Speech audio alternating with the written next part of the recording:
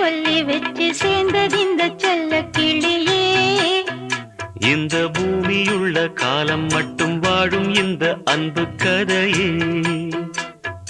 முத்துமணியே பட்டு துணியே, ரத்தினமும் முத்தினமும் சேர்ந்து வந்த சித்திரமே. சாமி கிட்ட சொல்லி வச்சு சேர்ந்தது இந்த செல்ல கிளியே.